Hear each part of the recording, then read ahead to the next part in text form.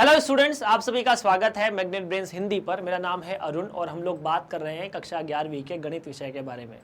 आप सभी विद्यार्थियों ने अभी तक जो कुछ भी पढ़ा है मैग्नेट ब्रेन्स पर और आने वाले समय में भी जो कुछ पढ़ेंगे और अभी भी जो पढ़ रहे हैं वो पूरी तरह से आपको फ्री है। इसके लिए आपको किसी भी व्यक्ति को कोई फीस देने की आवश्यकता नहीं है, ना कोई ऐसा प्लान है जो आपको दिया जाएगा कुछ पैसों में ताकि आप पढ़ सकें। ऐसा कुछ नहीं है, ना ऐसा कुछ बोलने वाला कोई है कि 2, 4, 6, 10 वीडियो 20 देखने के बाद आपको कुछ पैसे देने की आवश्यकता है। कहीं कोई पैसा नहीं देना है इन वीडियोस को देखने के लिए। चलिए शुरुआत करते हैं आज के लेक्चर की। बात करेंगे अध्याय नंबर 8 द्विपद प्रमेय के बहुविकल्पीय सवाल एमसीक्यूज के बारे में। बहुत से सवाल हमने पिछले अध्याय में भी किए थे। एमसीक्यूज में 60 सवाल किए थे क्रमचय संचय में। क्रमचय संचय में जितने प्रश्न करो उतने कम है, लेकिन कुछ स्पेशल एक ढांचा है, उसके हिसाब से अगर चलते जाओ तो सारे सवाल हल हो जाते हैं। चलिए शुरुआत करते हैं द्विपद प्रमेय के साथ। इसमें छोटे मोटे बहुत से कॉन्सेप्ट हैं। पहला प्रश्न ऐसा कि अगर √2 + 1 की घात 6 माइनस √2 - 1 की घात 6 को अगर हम ओपन करेंगे तो हमें क्या मिलेगा। जो भी मिलेगा उसको निकालने के लिए मैं सबसे पहले a + b की घात 6 के बारे में आपसे बात करना चाहता हूं। ऐसे सवाल हमने किए, 4 विकल्प आपके सामने हैं। कहीं 0 वीरो तो है नहीं है। तो चलिए सबसे पहले a + b की घात 6 के बारे में बात कर लेते हैं। ये कितना होता है? ये होता है 6c0 a की घात 6, फिर 6c1 a की घात 5 b की घात 1, ठीक है। उसके बाद 6c2 a की घात 4 b की घात 2, फिर 6c3 a की घात 3 b की घात 3। आगे बढ़ते बढ़ते मुझे मिलेगा 6c4 a का वर्ग और b की घात 4, 6c5 a की घात 1 b की घात 5 और अंत में 6c6 b की घात 6। अगर आप यहां पर a - b की घात 6 निकालना चाहते हो तो जैसा a + b की घात 6 है वैसे ही a - b की घात 6 भी है। बस जहां जहां b की घात विषम है वो ऋणात्मक हो जाएगा। मतलब ये वाला पद तो धनात्मक रहेगा, ये वाला पद ऋणात्मक हो जाएगा, ये वाला पद धनात्मक, ये वाला ऋणात्मक, ये वाला धनात्मक, ये वाला ऋणात्मक, क्योंकि b की घात 1, 3 और 5 है। तो बेसिकली इसमें कुछ नहीं होगा, 6c0 a की घात 6 यहां माइनस आ जाएगा। अगर हम इन दोनों को जोड़ेंगे, इस चीज को अपन शॉर्ट में समझने की कोशिश करते हैं। अगर इसमें से इसे घटाया जाएगा तो a + b की घात 6 में से a - b की घात 6 को घटाया जाए तो देखिए ये दोनों में धनात्मक है, उड़ जाएगा। ये ऋणात्मक है, एक में धनात्मक है, पहले में धनात्मक है, दूसरे में ये पद ऋणात्मक है, तो ये बच जाएगा। 2 6c1 घटाने में ऋणात्मक धनात्मक हो जाता है। उसके बाद ये दोनों में धनात्मक है तो इसमें से ये जाएगा तो 0। ये एक में धनात्मक, एक में ऋणात्मक, तो पहले धनात्मक माइनस माइनस तो हो गए प्लस, तो 2 6c3 a की घात 3 b की घात 3 और वैसे ही 6c5 के भी होगा 2 6c5 a की घात 1 b की घात 5। नाउ अगर आप 2 और ab को बाहर निकाल लें, अगर आप हर पद में से 2ab को बाहर निकाल लें तो बहुत अच्छा होगा। 6c1 मतलब 6 a की घात 4 प्लस 6c3 मतलब 6 गुणा 5 गुणा 4 बटा 3 फैक्टोरियल, मतलब कुल मिला के 20, क्योंकि 3 फैक्टोरियल का मान होता है 6 के बराबर। तो 20 गुणा, अगर ab को बाहर निकाला तो a का वर्ग b का वर्ग, और 6c5 का मान भी 6c1 के बराबर, इसलिए ये मान भी 6। और यहां से अगर ab को बाहर निकाला तो आपके पास सिर्फ बचेगा 6 गुणा b की घात 4। अब कुछ मत करो, a की जगह √2, b की जगह 1 रख दो, बस और कुछ नहीं करना। a की जगह √2, b की जगह 1, तो ये हो जाएगा 2 √2, b का मतलब तो एक ही है 6 √2 की घात 4, √2 की घात 4 मतलब 2 की घात 2, 2 की घात 2 हुए 4, प्लस 20 गुणा √2 की घात 2, 2 a की घात 2 मतलब 1 की घात 2, तो ये 2 प्लस गुणा 1 है, क्योंकि b की घात 2 का मतलब 1 है, और 6 गुणा 1 की घात 4। ठीक है, तो 40 और 24 64, 64 और 6 70, 70 का डबल 140, तो आंसर होना चाहिए 140√2। अब कैलकुलेशन जो है वो आपके हवाले, ऑप्शन नंबर ग मेरे हिसाब से सही है। क्या ऑप्शन नंबर ग सही है? बिल्कुल ग सही है। तो यहां से ऑप्शन नंबर ग सही है। आपने इस तरह के सवालों को बहुत पहले भी हल किया है, हमने ऐसे बहुत से सवाल किए हैं। चलिए तो आगे बढ़ते हैं फिर अगले प्रश्न की तरफ। प्रश्न नंबर 2 कि ये क्या है, मतलब ये किसका द्विपद एक्सपांशन है। ठीक है, तो देखो सबसे पहले यहाँ कितने पद हैं, पहले पद गिन लेते हैं, है ना।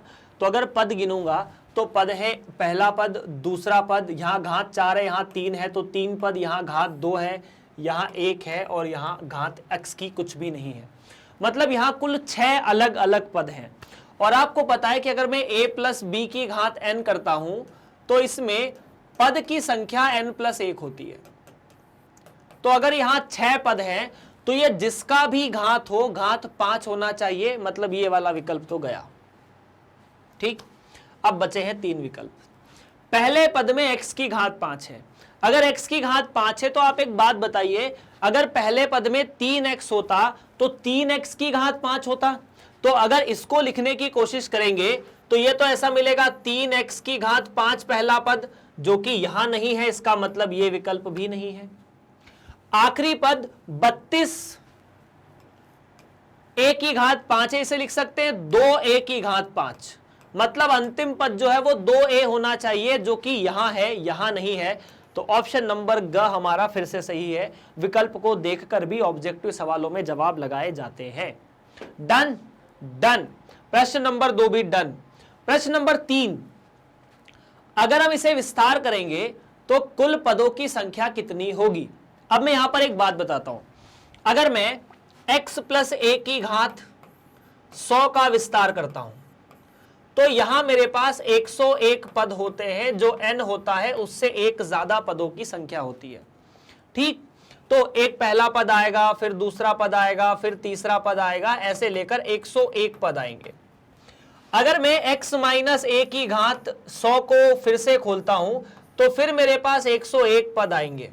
लेकिन मुद्दे की बात ऐसी है कि चूंकि यहां पर a जो है वो ऋणात्मक है तो पहला पद तो धनात्मक रहेगा, लेकिन दूसरे पद में a की घात 1 आ जाएगी, तीसरा पद धनात्मक, चौथा पद ऋणात्मक, ऐसे लेकर 101 तक जाएंगे। तो दूसरा पद इसका और दूसरा पद इसका खत्म, चौथा पद इसका और चौथा पद इसका खत्म। तो क्या क्या बचा, पहला पद बचा a1 plus a3 plus a5, ऐसे लेकर a101 तक।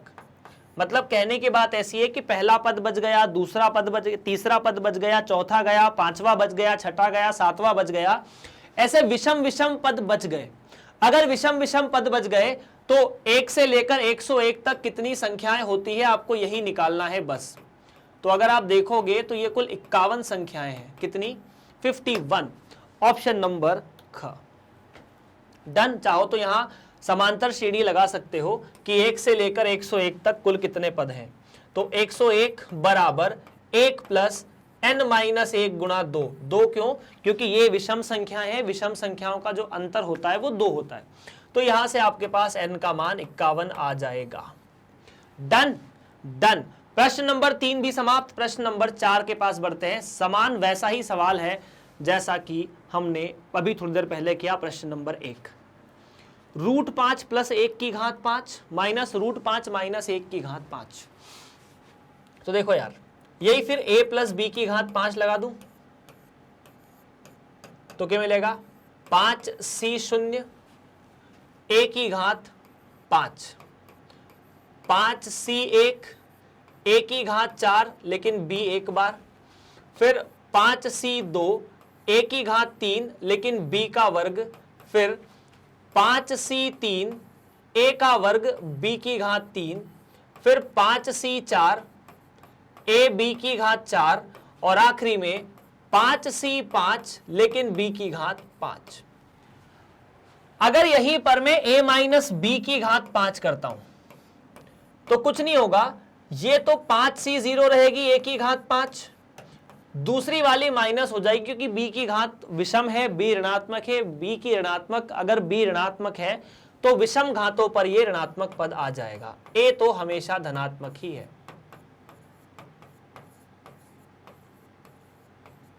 माइनस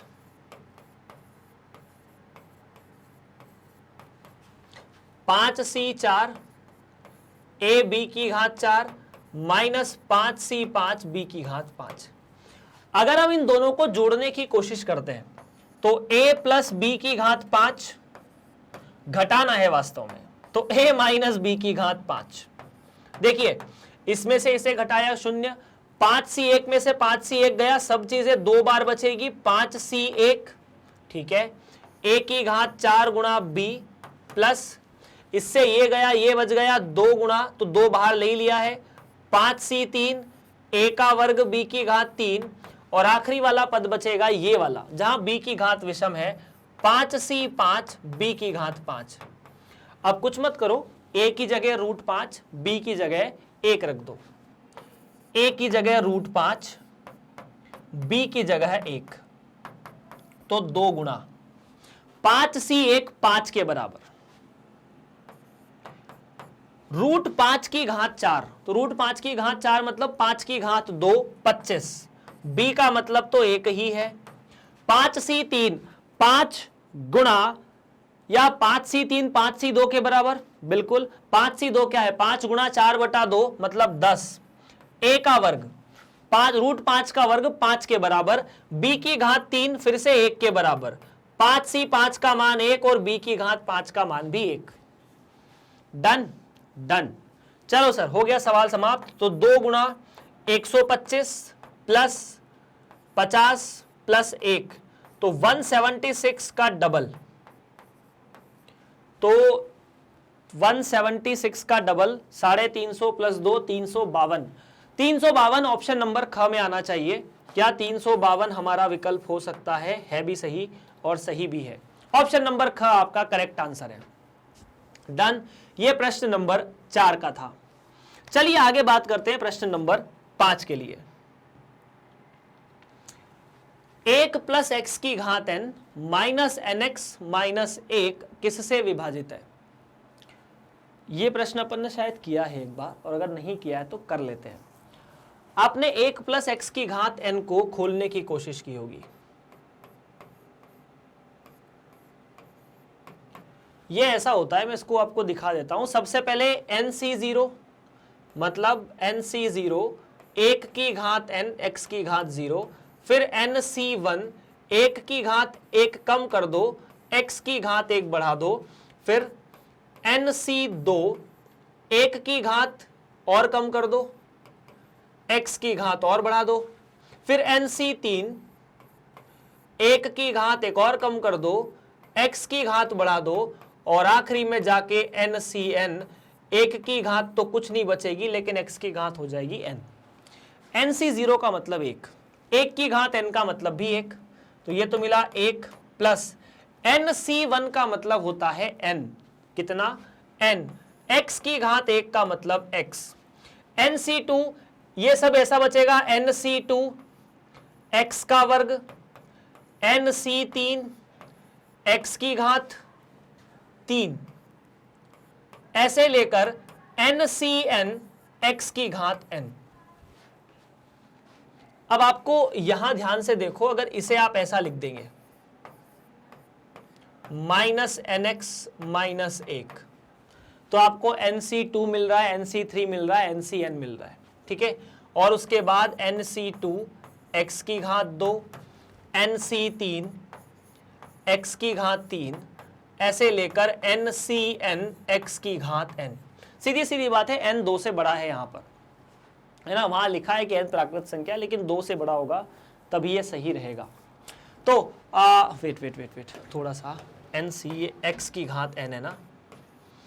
अब ये जो संख्या जो आपसे पूछी है इसके बराबर है, और यहां हर पद में x का वर्ग तो आपको दिख ही रहा है, मतलब ये x के वर्ग के द्वारा तो विभाजित होनी चाहिए। विकल्प नंबर ख। चाहो तो x का वर्ग बाहर निकाल लो, यहां से x का वर्ग निकल जाएगा तो 1 बचेगा, यहाँ x बचेगा, यहाँ x की घात n-2 बचेगा। मतलब हर पद में x का वर्ग बाहर आ रहा है, मतलब ये जो संख्या है वो x के वर्ग से विभाजित होगी।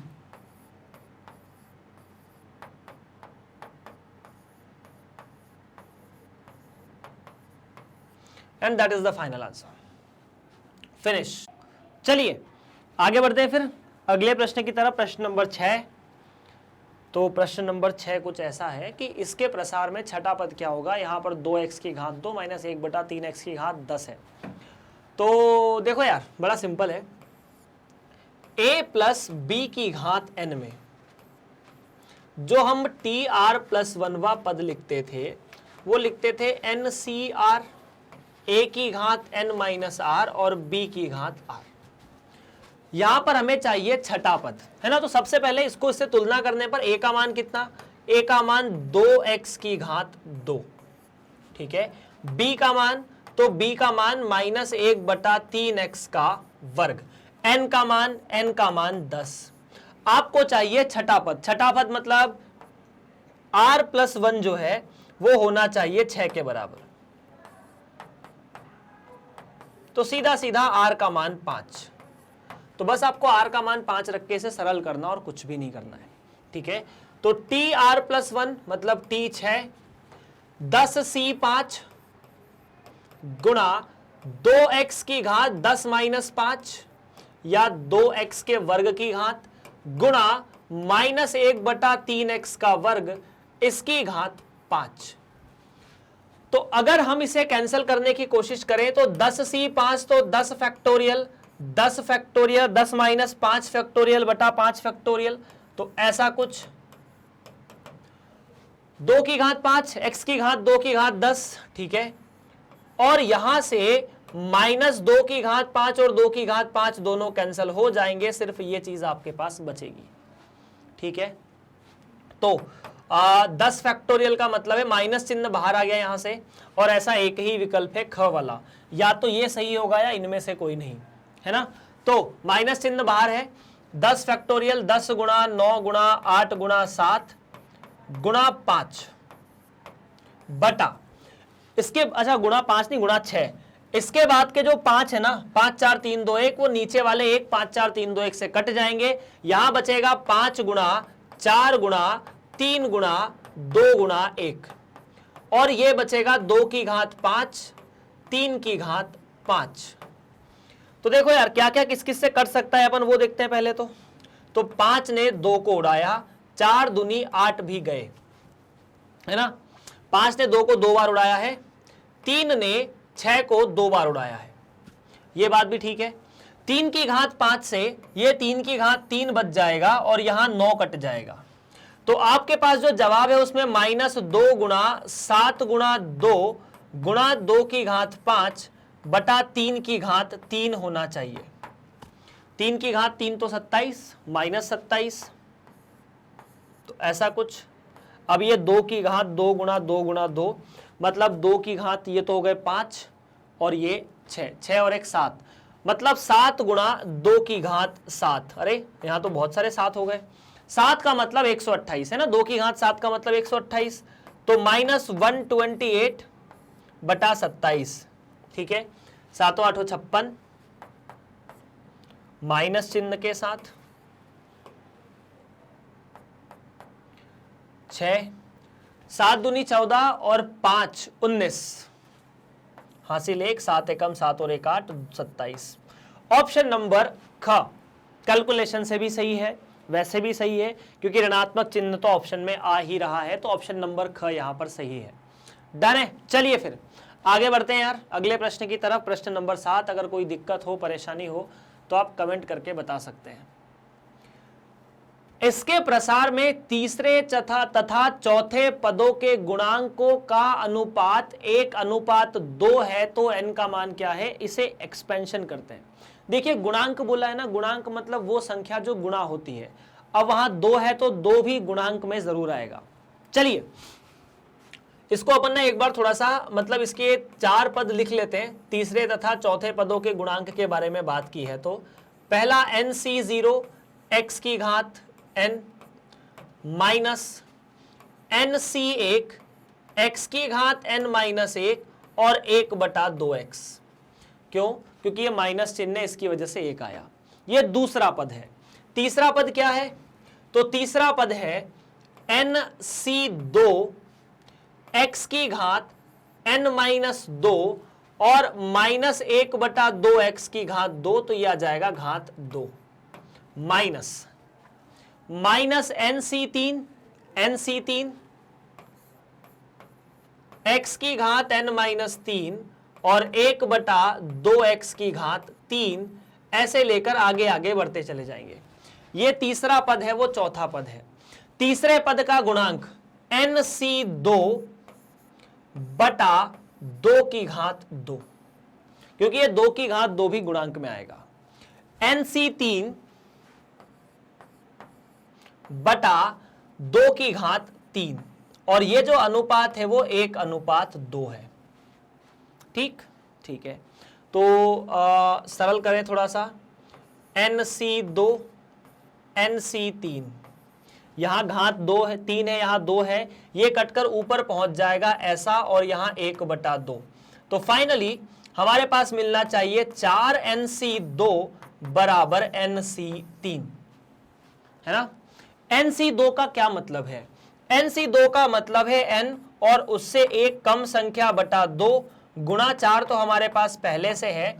nc3 का मतलब है n उससे एक कम संख्या, उससे एक और कम संख्या बटा 3 का फैक्टोरियल। यहां इसे 2 का फैक्टोरियल भी लिखा जा सकता है। ठीक है, तो n माइनस 1 2 से कटा 4 2 बार।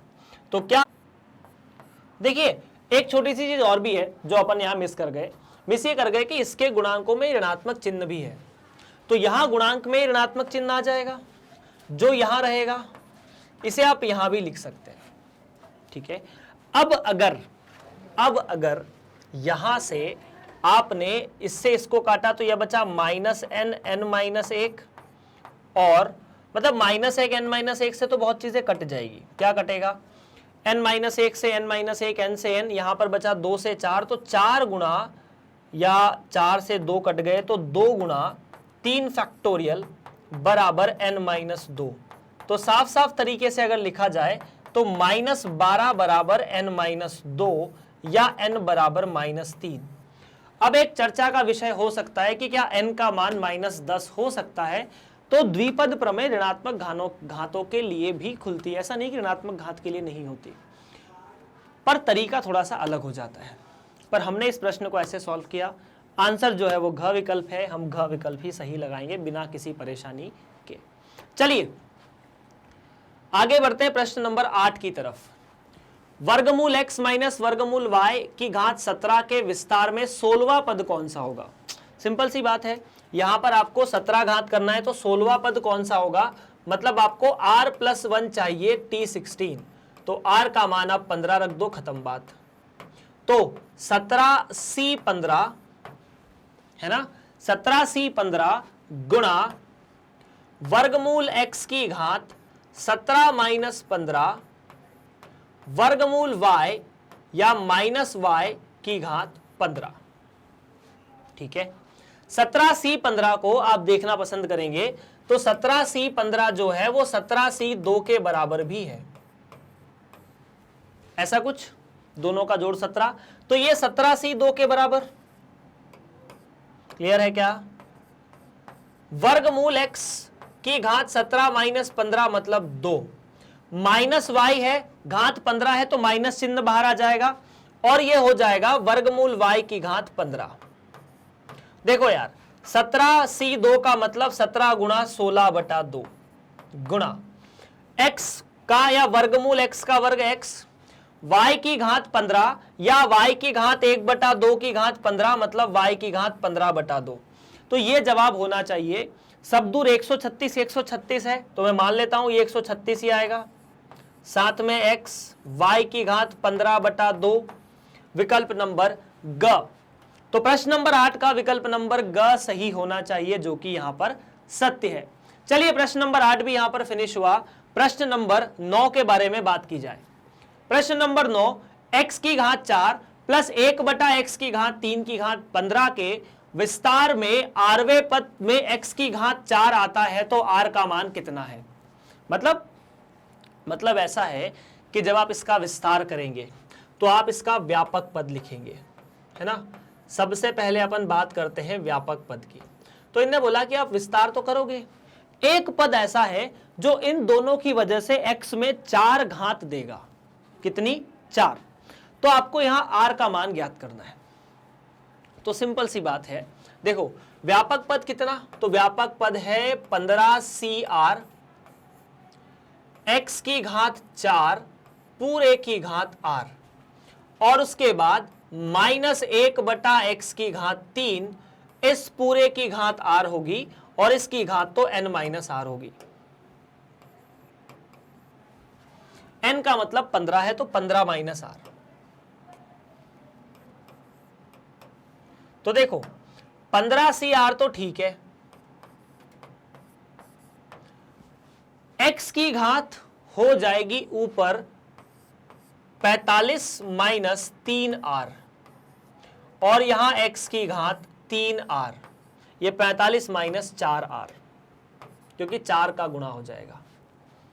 उसके बाद आपको यह बोला है कि यह हो जाएगा 15cr x की घात 45 माइनस 3r माइनस 4r मतलब 7r, ऐसा ही कुछ है। हाँ जी, और ये जो कहानी है वो x की घात 4 को बताती है। ये जो कहानी है वो किसको बताती है? x की घात 4 को। क्या ये बात क्लियर है? मतलब इन दोनों से मिलकर आना चाहिए x की घात 4। 45 नहीं, यहां पर भी 60 होगा, 15 का 3 में नहीं 4 में गुणा होगा, थोड़ी सी मिस्टेक, ठीक है। तो x की घात 4 15 माइनस r, तो ये 60 और ये भी 60 माइनस 7r। तो क्या मैं कह दूं कि x की घात 4 किसकी वजह से आएगा? x की घात 60 माइनस 4r की वजह से, या 7r की वजह से। तो क्या मैं लिख सकता हूं कि 60 माइनस 7r बराबर 4, जिससे 56 बराबर 7r, या r का मान 8। मतलब r का मान कितना होना चाहिए? 8 होना चाहिए। 8वें पद में x की घात 4 होगी, r का मान 8 होना चाहिए। ऑप्शन में दिया गया है 9, ठीक है। तो ये कैसे होगा? ठीक है, अच्छा ठीक है, ये भी करेक्ट है। r का मान 8 है, देखो सवाल में उलझा दिया था मैं। r का मान 8 है, आपसे बोला है आरवें पद में। आरवें पद में हमने इसे ना r प्लस 1वां पद लिखा था, मतलब जो पदांक है वो पूछा हुआ है कि पद कौन सा है। तो पदांक होगा 9, क्योंकि r प्लस 1 है, करेक्ट है। तो यहां विकल्प नंबर ग करेक्ट है। सवाल में शब्द से उलझा दिया गया था। एक बार फिर से समझो, हमने आरवें पद के बारे में बात की। अगर मैंने आरवें पद के बारे में बात की तो जब मैं tr प्लस 1 को सॉल्व कर रहा था तो r का मान 8 आया। तो जब r का मान 8 आया, उससे एक ज्यादा तो पदांक होता है। हमसे पदांक पूछा था, पदांक में r लिखा था, जबकि सवाल के हिसाब से यहां r प्लस 1 लिखा होना चाहिए था। इसीलिए प्रश्न नंबर 9 का जवाब 9 होगा। सही है यार, चलो ठीक है। यदि 1 प्लस एक्स की घात m के द्विपद प्रसार में तृतीय पद इतना है तो m का परिमेय मान कितना है? सिंपल सी बात है, तृतीय पद कैसे निकाल सकते हैं? सिंपल है, सबसे पहले mc0 mc1 plus mc2 x की घात 2 ऐसे लेकर आगे आगे, क्योंकि 1 की घात लिखने से कोई मतलब नहीं है, ऐसा कुछ। अब देखो तृतीय पद कौन सा है सर जी? ये वाला पद तृतीय है। तो अगर मैं mc2 को ऐसा लिखने की कोशिश करूं, x की घात 2 x की घात 2 से गया तो ये mc2 माइनस 1 बटा 8। mc2 का मतलब m में से एक संख्या कम करके लिखो, m गुणा m माइनस 1, और यहां पर 2, तो ये होना चाहिए माइनस 1 बटा 8। देखो m जो है वो एक संख्या है, धनात्मक संख्या है। ये माइनस चिन्ह कैसे आ गया फिर, है ना? तो पता नहीं माइनस चिन्ह कैसे आ गया, लेकिन हमें m का जो मान है वो निकालना है। परिमेय मान आपसे पूछा हुआ है, ठीक है। तो ये 4 बार आएगा सर जी, है ना। तो 4m गुणा m माइनस 1 बराबर -1। तो 4m का वर्ग माइनस 4m प्लस 1 बराबर 0। तो यहां से मिला 4m माइनस 1 का वर्ग बराबर 0, या 4m नहीं, ये 2m है, ये मिलेगा 2m। तो m का मान 1/2 आपका फाइनल आंसर है। क्या ऑप्शन नंबर ख सही है? सही है। डन है यार। चलो आगे बढ़ते हैं प्रश्न नंबर 11 की तरफ। ऐसे ही आपको सवालों को हल करना है और कुछ नहीं करना है। x की घात 2 प्लस a बटा x की घात 5 में x का गुणांक कितना है? तो इसका व्यापक पद लिखो, सीधी सीधी बात है और कुछ नहीं करना। व्यापक पद, व्यापक पद का मतलब है 5cr x का वर्ग पूरे की घात 5 माइनस r और a बटा x की घात r। x का गुणांक चाहिए ना, तो सीधा सीधा है कि ये 5cr होना चाहिए, ठीक है। ये हो जाएगा x की घात 10 माइनस 2r, ठीक है। और ये हो जाएगा a की घात r और ये x की घात r। तो क्या मैं लिख सकता हूं 5c2 10 या x की घात 10 माइनस 3r a की घात r। तो क्या मैं 10 माइनस 3r को 1 मान लूं, क्योंकि मुझे x की घात 1 चाहिए, है ना। x की घात 1 चाहिए तो x की घात 1 होनी चाहिए, तो r का मान आ जाएगा 3। तो अगर r का मान 3 यहां रखोगे, 10c2 5c2 कैसे हुआ, 10 5cr है, तो 5c3 x की घात 1 a की घात 3। 5c3 मतलब 5c2 के बराबर, 5c2 का मतलब तो 5 गुणा 4/2 a की घात 3 गुणा x, मतलब ये मिला 10 a की घात 3 गुणा x। डन है क्या? बिल्कुल। तो यहां ऑप्शन नंबर ख सही होना चाहिए और ऑप्शन नंबर ख सही भी है। मतलब वही सब कैलकुलेशन से यार, एक ही तरह के बार बार कैलकुलेशन से, 10c2 10c5 10c10, सवाल एक जैसे, जवाब भी एक जैसे।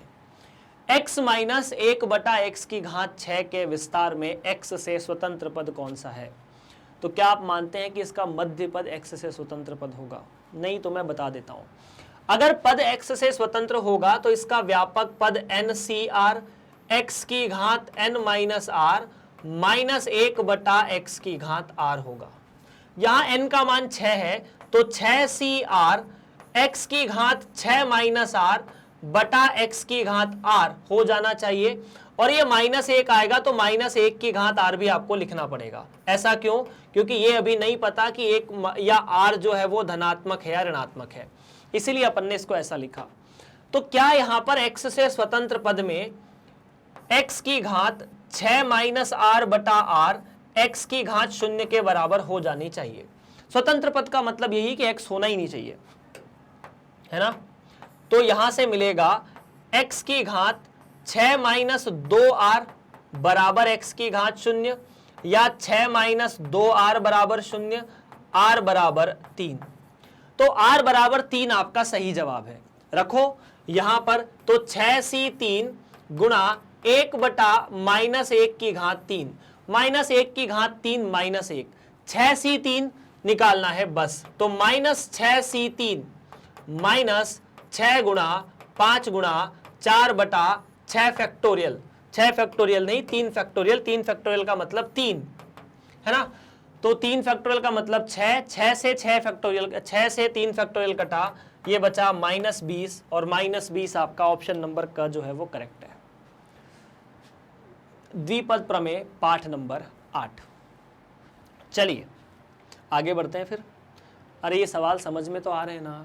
अगर अब जैसे मान लीजिए आपने इन सवालों को कहीं पढ़ा है या नहीं पढ़ा है, द्विपद प्रमेय अगर आप MCQ सीरीज देख रहे हैं तो मैं ये मान के चल रहा हूँ कि आपने इस अध्याय को पहले पढ़ लिया है ना। अगर अध्याय को नहीं पढ़ा है तो पहले उसे पढ़ो, बाद में अपन MCQ देखेंगे, वो बात की बात है।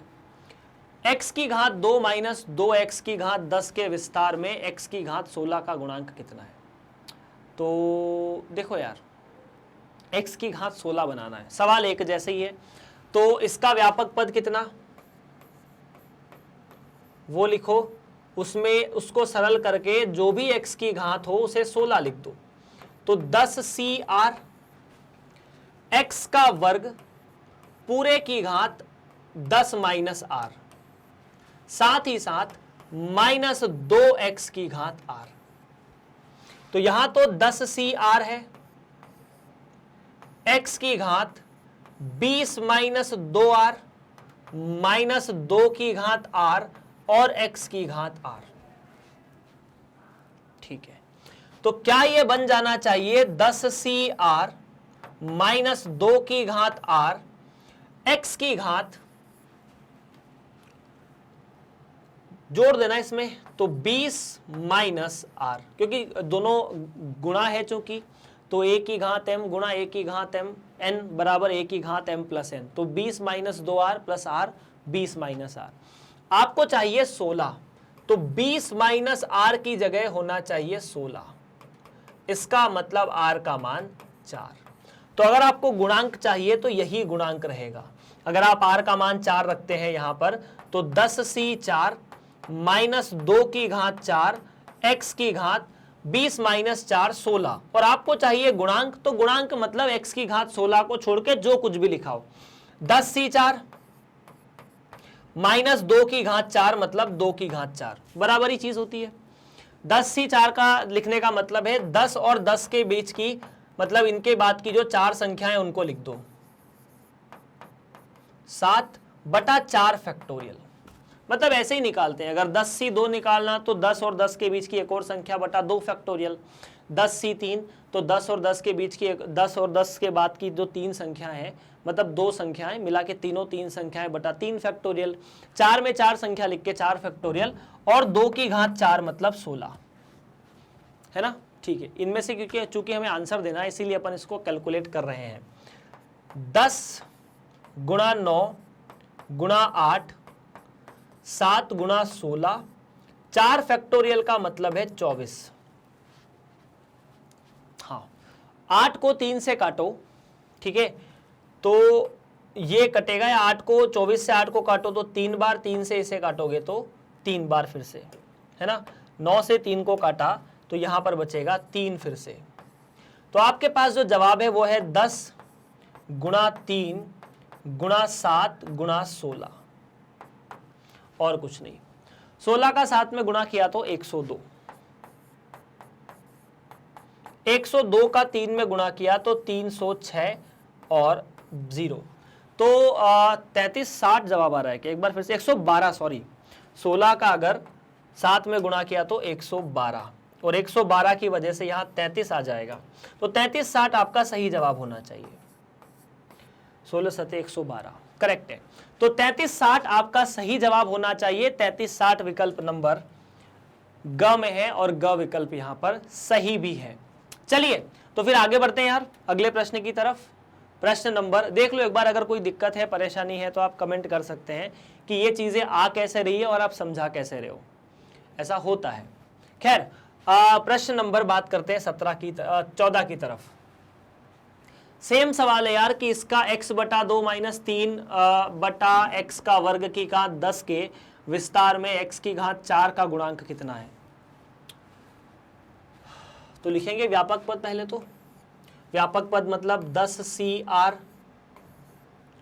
x बटा 2 की घात 10 माइनस r और माइनस 3 बटा x का वर्ग की घात r, ऐसा कुछ। तो अगर मैं इसे सरल करता हूं, मुझे चाहिए x की घात 4 का गुणांक। अगर मुझे x की घात 4 का गुणांक चाहिए तो ये 10C2 x की घात 10 माइनस r, 2 की घात 10 माइनस r, माइनस 3 की घात r और x की घात 2r, ऐसा कुछ। बिल्कुल आपको चाहिए, मतलब इसे थोड़ा और सरल करके लिख दो एक बार और, सब में x की घात एक जैसी कर दो, मतलब x की घात जो है ना उसे एक साथ लिख दो।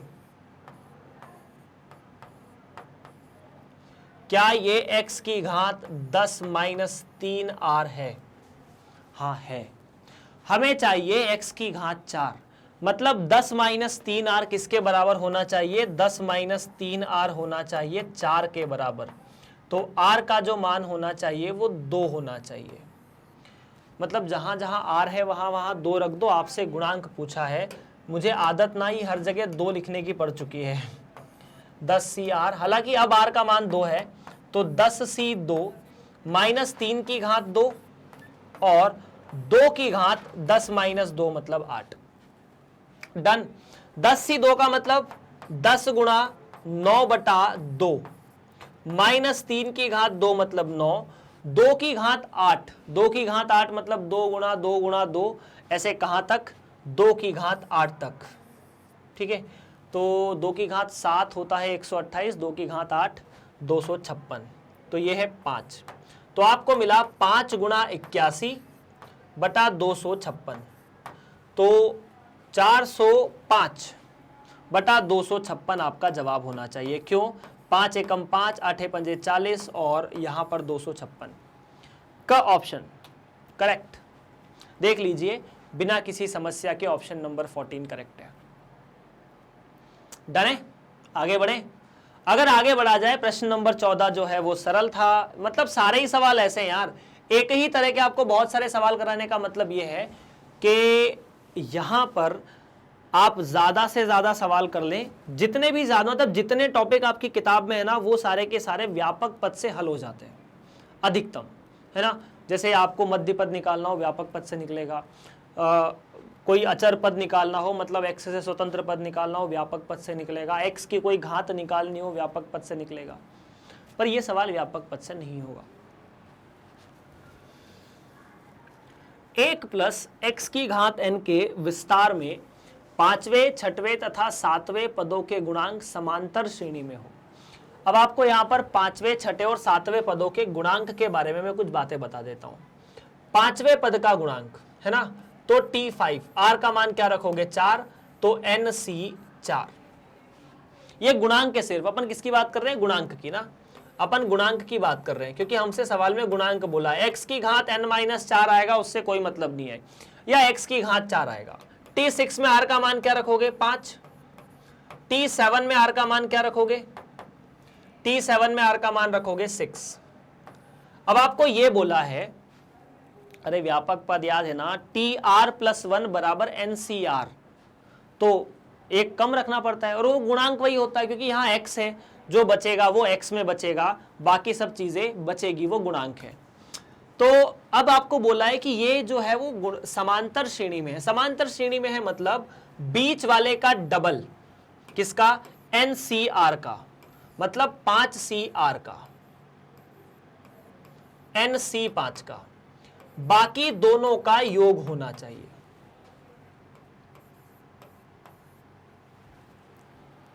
और यहां ये चीज थोड़ी ज्यादा महत्वपूर्ण है। इसे हल कैसे करें? तो इसको हल करने का तरीका हम लोग एक बार देख चुके हैं। आपको चाहिए n का मान, और शायद आपको पता है कि हमने एक छोटा सा सूत्र पढ़ा था, NCR बटा n-1CR, याद है? तो हमें बेसिकली इसे ऐसे दो अनुपातों में बदलना है जो क्रमागत हो।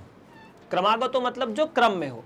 तो मैंने क्या किया, पूरे समीकरण को NC5 से भाग दे दिया, तो ये बचा 2 बराबर NC4 NC5 plus NC6 NC5, ऐसा कुछ देख लो फटाफट फटाफट, कोई दिक्कत कोई परेशानी?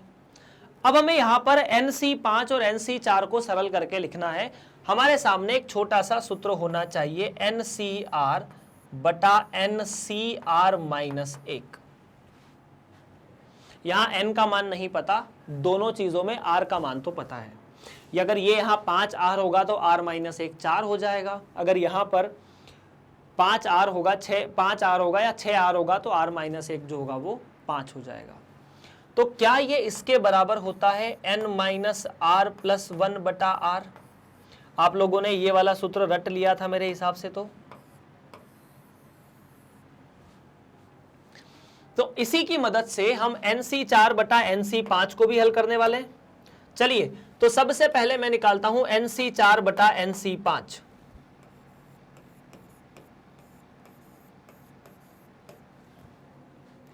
तो देखो अगर मैं इसे ऐसे निकालूं NC5 बटा NC4, तो वो वाले सूत्र में R की जगह 5 लिखा जा सकता है। तो ये आ जाएगा N-5 प्लस 1 बटा 5। तो ये मिला N-4 बटा 5। अब हमें NC5 बटा NC4 मिला, इसका उल्टा करोगे तो ऐसा आ जाएगा 5 बटा N-4। हाँ, दूसरा अगर मैं निकालना चाहता हूं यहीं पर NC6 बटा NC5, इसकी आवश्यकता भी है ना।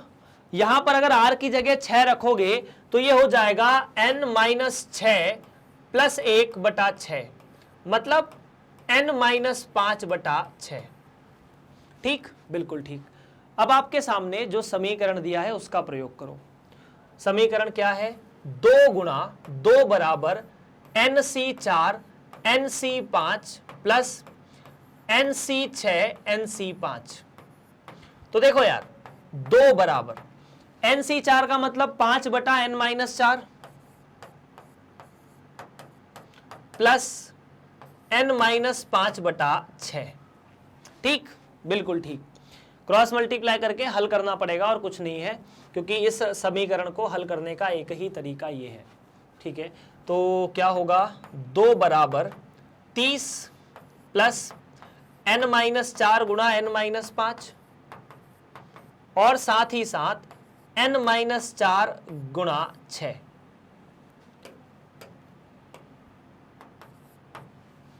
तो 6 दूनी 12 इधर गए, तो यहां पर बचा 12N माइनस 48, है ना।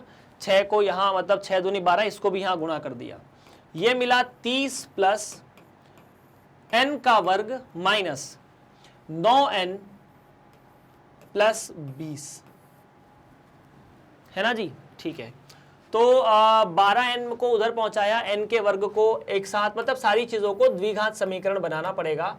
तो 12 और 9 मिलाकर 21N प्लस 20 और 30 मिलाकर 50, 48 और जुड़ेगा तो 98। अब 98 के टुकड़े कितने हो सकते हैं? तो 98 को लिख सकते हैं 2 गुणा 49, मतलब 2 गुणा 7 गुणा 7। तो 7 दूनी 14, 14 और 7 21। तो क्या मैं n का मान लिख सकता हूं? n का वर्ग minus 14N minus 7N plus 98 बराबर 0। तो n minus 14 minus 7 n minus 14 बराबर 0। तो यहां से n माइनस 7 और n माइनस 14 आपके सही जवाब हुए। तो n का जो मान है वो 7 या 14 आपके सामने आ जाएगा। लेकिन क्या 7 या 14 यहां पर पॉसिबल है?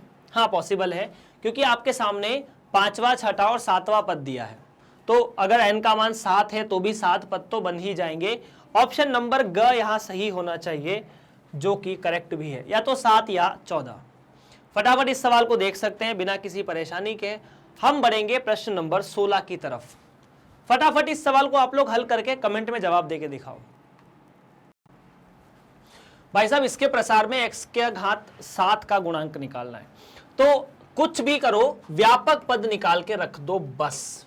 व्यापक मतलब 8CR, उसके बाद x का वर्ग बटा 2, और ये जो घात रहे वो n माइनस आर, मतलब 8 माइनस आर रहे,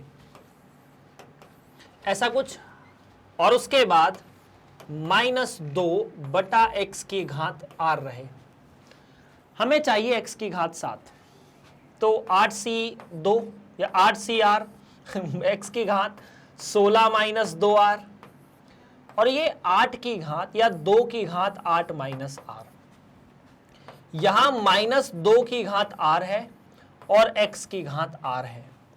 इन तीनों को मिलाने पर क्या ये ऐसा बनना चाहिए?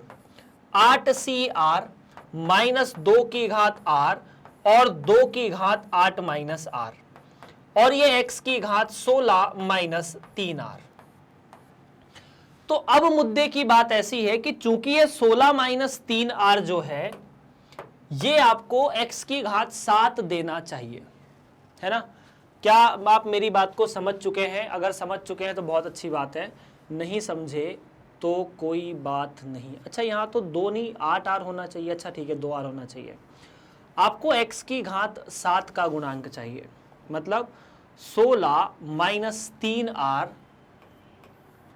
7 के बराबर होना चाहिए, मतलब 3 आर बराबर 9, तो आर बराबर 3। अब आप इस वाले भाग को छोड़कर इस वाले भाग में जहां जहां आर बराबर 3 रख देंगे आपको गुणांक मिल जाएगा। तो it should be 8c3 multiplied by -2 की पावर 3, साथ ही साथ 2 की पावर 8 माइनस 3 मतलब 5। 8c3 मतलब 8 गुणा 7 गुणा 6 बटा 3 फैक्टोरियल -2 की घात 3 और 2 की घात 5। क्या आपको 3 फैक्टोरियल 6 के बराबर दिखता है? सबको दिखता है। तो ये मिला 6 से 6 कटा 8 गुणा 7 माइनस 2 की घात 3 से 2 की घात 2 कट गया, मतलब 2 की घात 5 गया, 2 बचा। 8 से 2 की घात 2 कटेगा तो ये -2, तो भाई साहब -2 गुणा 7 आंसर आया -14, और -14 इस प्रश्न का सही जवाब होना चाहिए। सवाल नंबर 16 का जवाब नंबर 3 ग करेक्ट। चलो आगे बढ़ा जाए। चलिए एक ही तरह के बार बार सवाल हैं, बस कैलकुलेशन के अलावा कुछ भी नहीं। ठीक है क्या कर सकते हैं? अच्छा अब इसे पता थोड़ा सा फास्ट लिखने की कोशिश भी कर सकते हैं कि जो भी आएगा उसमें x की घात तो 11 माइनस आर होगा और x के वर्ग की घात 2r या r होगा, जो भी पद आएगा। देखो x की घात 11 माइनस आर आएगी, x के वर्ग की घात 2r आएगी। अपन ये देख लेते हैं, बाकी माइनस प्लस ए बी सबको छोड़ दो। इन दोनों की मदद से x की घात 11 माइनस 3r, और 11 माइनस 3r होना चाहिए -7 के बराबर, तो 3r होना चाहिए 18 के बराबर। r का मान रख दो 6। तो आपको कुछ नहीं करना, यहां r का मान 6 रख के सरल कर लेना है। तो 11c6 गुणा ax की घात 11 माइनस 6 मतलब 5 और -1 बटा bx का वर्ग की घात 6, ऐसा कुछ, बिल्कुल ऐसा कुछ। तो 11c6 को सरल करना है, बड़ी समस्या है यार ये तो। करेंगे क्या कर सकते हैं? एक तो 11c6 है, उसके बाद b की घात 6 और x की घात 6 दूनी 12। ठीक है ये तो सही है। तो देखो माइनस और घात 6 है, माइनस साइन तो गया। 11c6 गुणा a की घात 5 b की घात 1 बटा b की घात 6 गुणा x की घात -7। क्यों? ये 5 ये -12, या 5 और 12 हर में, तो 5 माइनस 12 -7। तो ऐसा विकल्प होना चाहिए। और एक बात बताऊं, कैलकुलेशन करने की आवश्यकता भी नहीं है। a की घात 5 b की घात 6, a की घात 5 b की घात 6 इन दोनों विकल्पों में है बस, और ये धनात्मक है तो विकल्प नंबर ख होना चाहिए बस। बाकी कैलकुलेशन वैल्कुलेशन में भरोसा ज्यादा किया मत करो। चलिए चाहो तो कर सकते हो। 11c6 निकालने का मतलब है 11 फैक्टोरियल बटा 6 फैक्टोरियल गुणा 5 फैक्टोरियल, है ना। तो उसको सॉल्व करोगे तो 462 आना चाहिए बस। प्रश्न नंबर 17 समाप्त। ऑप्शन देख के आप बहुत बड़े कैलकुलेशन से कई बार बच सकते हो। ऑप्शन कई बार ऐसे डिजाइन होते हैं कि आप कैलकुलेशन से बच जाओ, ध्यान रखना इस बात का। हाँ कितना खूबसूरत सवाल है, कितना भयंकर सवाल दिखने में ना, पर ये सवाल बड़ा खूबसूरत है। अच्छा जो चीज़ खूबसूरत होती है वो भयंकर भी होती है ना। इस बात को ध्यान रखना। गणित में अगर आपको प्रश्न बहुत छोटा दिख रहा है ना, तो वो वास्तव में बहुत भयंकर है। अगर प्रश्न भयंकर दिख रहा है तो वो छोटा भी हो सकता है बड़ी आसानी से। मतलब अगर प्रश्न में बहुत ज़्यादा टेक्स्ट है, बहुत ज़्यादा चीज़ें लिखी है, इसका मतलब आपको सारी जानकारी दे दी, आपको बस लगाना है। अगर प्रश्न में टेक्स्ट कम है तो मतलब ऐसा है कि आपको जानकारी बहुत कम दी है, जानकारी खुद जुटाओ उसके बाद लगाओ। ठीक, तो यहां पर दिया है आप m का मान 0 रख दीजिए से लेकर 100 तक। 100 cm x -3 की घात 100 - m और 2 की घात m। अभी मेरी बात को ध्यान से सुनो। अगर कोई द्विपद प्रसार है a प्लस बी की घात n, है ना, तो क्या a प्लस बी की घात n का व्यापक पद ऐसा होना चाहिए?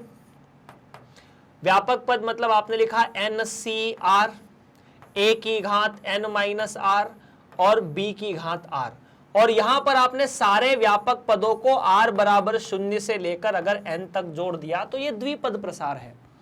मतलब आपने पहले r बराबर 0 रखा तो nc0, r बराबर 1 रखा तो nc1, ऐसे लेकर आखिरी तक, बाकी ये भी उसके अकॉर्डिंग बदल जाएंगे। तो ये जो है ये भी एक द्विपद प्रसार है। बस किसका? ये द्विपद प्रसार है। यहां पर n की जगह 100 लिखा है, a की जगह x माइनस 3 और b की जगह 2, और इस पूरे की घात 100, मतलब सीधी सीधी बात है x माइनस 1 की घात 100। ये x माइनस 1 की घात 100 है। अब x माइनस 1 की घात 100 के बारे में अगर आप बात करें तो इसमें आपसे पूछा है कि x की घात 53 का गुणांक कितना है, तो ये तो बड़ा सिंपल है, इसका जो व्यापक पद है, उसका जो व्यापक पद है वो निकाल के देख लो क्या होगा। n या 100 C R, 100 C R x की घात n माइनस आर माइनस 1 की घात r, n की जगह 100 लिख दो, परेशानी की बात कुछ नहीं है। तो क्या 100 माइनस आर 53 के बराबर होना चाहिए? तो r का मान 47 होना चाहिए। मतलब अगर आप यहां 100 सी 47 लिखें, x की घात 100 माइनस 47 लिखें और माइनस 1 की घात 47 लिखें, तो आपके सामने ये जो प्रश्न है वो बनेगा माइनस 100 सी 47 x की घात 53, और इसका गुणांक हुआ 100 सी 47 ऋणात्मक चिन्ह के साथ। लेकिन ऋणात्मक चिन्ह के साथ 100 सी 47 किसी भी विकल्प में नहीं दिया है, तो क्या मैंने ये प्रश्न गलत किया है? क्या ये प्रश्न गलत है? फटाफट कमेंट करो यार कि हाँ सर गलत है, गलत है, गलत है, गलत है ना? या सही वाले कमेंट कर सकते हो कि सही है, सही है, सही है। देखो, हमने एक छोटा सा सूत्र पढ़ा था कि NCX बराबर NCY, कब? जब x प्लस वाई बराबर n। तो अगर ये 47 की जगह आप 53 भी लिख देते ना तो भी सही था, और ये विकल्प नंबर ग में दिया हुआ है, करेक्ट है। ठीक, तो इतना मतलब बेसिकली एक प्रश्न को एक से ज्यादा तरीके से हल किया जा सकता है, एक से ज्यादा तरीके से सरल किया जा सकता है। हर तरीका अपने आप में यूनिक होता है, तो चिंता की बात नहीं है। आगे बढ़ते हैं प्रश्न नंबर 19 की तरफ। यहां 32 का गुणांक पूछा है, एक ही तरह के सवाल है, और यहां पर आपसे पूछा है 32 x की घात 32। ठीक है, तो देखो यार, ये x की घात 4 में जो घात आएगी वो 15 माइनस आर आएगी व्यापक पद में, और ये माइनस 1/3 की घात r आएगी व्यापक पद में, और यहां आपके सामने 15 सी आर रहेगा। हमें मतलब अभी x की घात से है, तो अपन x की घात का पहले निपटारा करते हैं। 60 माइनस 4r बटा x की घात 3r, है ना, तो ये मिल जाएगा x की घात 60 माइनस 7r। ठीक, तो वास्तव में ये जो आपका व्यापक पद है वो है 15 सी आर माइनस 1 की घात r और x की घात 60 माइनस 7r।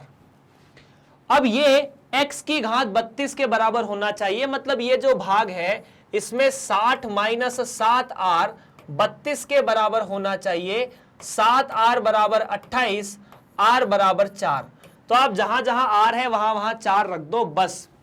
तो 15 सी 4 माइनस 1 की घात 4 मतलब 15 सी 4। क्या 15 सी 4 किसी विकल्प में है? हमेशा रहता है, जो हम करते हैं वो रहता ही है। प्रश्न नंबर 19 का जवाब नंबर ग सही है। तो यार अब एक बात बताओ, क्या ऐसे कैलकुलेशंस में, ऐसे सवालों में, ऐसे प्रश्नों में आपको परेशानी हो रही है या नहीं हो रही है? अगर परेशानी हो रही है तो कृपया उसका निदान करने की सोचें, नहीं हो रही है तो उसका निदान करने की भी सोचें। आपको बोला है कि x की घात 7 तथा x की घात 8 के गुणांक 2 प्लस x बटा 3 की घात n में क्या होंगे? ठीक है, तो व्यापक पद लिख लो। अगर गुणांक बराबर है तो n का मान कितना है? ओके, व्यापक पद। व्यापक पद मतलब NCR, हाँ, x की घात या 2 की घात n माइनस r, x की घात r बटा 3 की घात r। अगर आपको x की घात, या फिर बेसिकली अगर मैं इसको ऐसा लिखना चाहूं तो यह है NCR 2 की घात n माइनस r और 3 की घात r, x की घात r। तो अगर आपसे बोले कि x की घात 7 का गुणांक, तो जहां जहां r है वहां वहां 7 रख दो, क्योंकि व्यापक पद में सीधा सीधा x आ रहा है या x की घात r आ रहा है। तो 7 बनाने के लिए आप लिख देंगे NC7, यही लिखेंगे ना, NC7 2 की घात n माइनस 7 और 3 की घात 7। उसी तरह x की घात 8 का जो गुणांक है, इसके बारे में आपसे और बातें की जा सकती है। x की घात 8 का गुणांक NC8 2 की घात n माइनस 8 और 3 की घात 8, और ये दोनों बराबर हैं। अगर ये दोनों बराबर हैं तो NC7 2 की घात n माइनस 7 बटा 3 की घात 7 बराबर NC8 2 की घात n माइनस 8 3 की घात 8। आपस में कट पिट जाएंगे बहुत सारी चीजें। कैसे? वो ऐसे, 2 की घात n माइनस 7, 2 की घात n माइनस 7 को लिख सकते हैं 2 गुणा 2 की घात n माइनस 6, नहीं n माइनस 8, है ना। n माइनस 8 क्यों? क्योंकि उसमें अगर एक जोड़ोगे तो वो माइनस 8 हो जाएगा, ऐसा कुछ।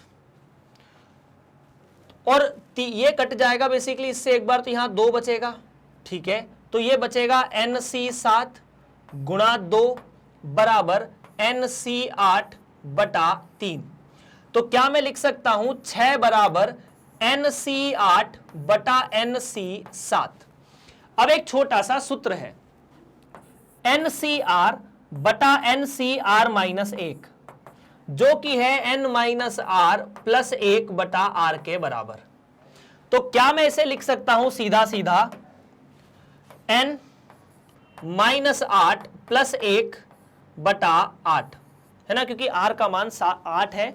NC8 बटा NC7 को देखा तो n और इन सभी का मान आपके सामने क्लियर है, ये 6 के बराबर। तो n माइनस 7 बराबर 48, n बराबर 55। n बराबर 55 इस प्रश्न का सही जवाब होना चाहिए। क्या n बराबर 55 किसी विकल्प में है? ऑप्शन नंबर ख में है, और 20वें प्रश्न का विकल्प नंबर ख सही भी है। चलिए अगले प्रश्न की तरफ बढ़ते हैं। फिर यहां x की घात 3 का गुणांक पूछा है। एक ही तरह के सवाल है यार, बहुत सारे, ठीक है। तो क्या इसका व्यापक पद NCR x की घात n माइनस आर और 1 बटा x की घात r माइनस 1 की घात r आ जाएगा, क्योंकि ये जो माइनस है उसके आगे r लग जाएगा, ठीक है। तो क्या मैं लिख दूं, n की जगह 7 है ना, हाँ, तो 7 माइनस r। तो क्या मैं लिख दूं NCR माइनस 1 की घात r और x की घात 7 माइनस 2r। यहां x की घात 3 होना चाहिए, मतलब हाँ जी ठीक है, 7 माइनस 2r बराबर 3 होना चाहिए। तो r का मान यहां पर 2 होना चाहिए। आपको r का मान 2 रखना है, n का मान 7 यहां पर है, n का मान 7, r का मान 2 आपके सामने x की घात 3 का गुणांक दे देगा। तो 7c2 माइनस 1 की घात 2, 7 गुणा 6 बटा 2 गुणा 1, 21। ऑप्शन नंबर ख। तो द्विपद प्रमेय के जो सवाल हैं वो सिंपल हैं क्रमचय संचय से, मतलब एक ही तरह के मेथड है, एक ही तरह का सवाल है। जितनी बार हम करेंगे उतना अच्छा रहेगा, इसीलिए आपको यहाँ पर बहुत सारे सवाल कराने की कोशिश की गई है, ठीक है। 1 प्लस एक्स और 1 माइनस एक्स दो अलग अलग चीजें हैं। मैं x तथा x के वर्ग के जो कोफिशिएंट है, मतलब जो गुणांक हैं, वो x या 3 और माइनस 6 है। दो द्विपद प्रमेय का यहाँ पर गुणा है, समझने की आवश्यकता है। यहाँ दो द्विपद प्रमेयों का गुणा है। तो अगर आप 1 प्लस एक्स की घात m को लिखना चाहते हैं, तो क्या ये ऐसा आएगा 1 प्लस n या 1 की जगह, मतलब इसे तरीके से एक्सपेंशन करते हैं अपन, nc0 plus nc1 plus nc2 x का वर्ग प्लस nc3 x की घात 3, आगे जाकर आखिरी में ncn x की घात n, या ncn नहीं ncm, क्योंकि यहां m पद है, तो ncm, और यहां पर भी ncm नहीं mcm x की घात m। और दूसरा वाला जो पद है वो है 1 माइनस एक्स की घात n, तो इसे लिख सकते हैं nc0, अगले पद में x ऋणात्मक आएगा तो वो होगा nc1 x प्लस mc2 या nc2 x का वर्ग, फिर nc3 x की घात 3 dot dot dot dot ncn x की घात n। अभी मेरी बात को आप बड़े ध्यान से सुनिए। सुनना ऐसा है कि आपको x तथा x के वर्ग का गुणांक दिया हुआ है। चलिए x का गुणांक निकाल लेते हैं पहले। x कब कब बन सकता है? जब ये वाला भाग इससे गुणा हो और ये वाला भाग इससे गुणा हो, वरना अगर ये x इससे गुणा होगा तो x का वर्ग इससे गुणा होगा तो x की घात 3, वैसे ही सब दूर। तो ये कब बन सकता है? जब mc0 nc0 से गुणा हो, इसके आगे या nc1 से गुणा हो, माइनस हो, साथ में mc1 nc0 से गुणा हो जाए, चलेगा। mc0 का मतलब 1, nc1 का मतलब n, तो माइनस n प्लस mc1 का मतलब m, nc0 का मतलब 1, तो m। तो सीधी सीधी बात है m माइनस n x का गुणांक है और वो दिया है 3 के बराबर, तो ये 3 के बराबर है। x का जो गुणांक है वो 3 के बराबर, x के वर्ग का गुणांक, ठीक है। अब इसे निकालने में थोड़ा सा और सोचना पड़ेगा।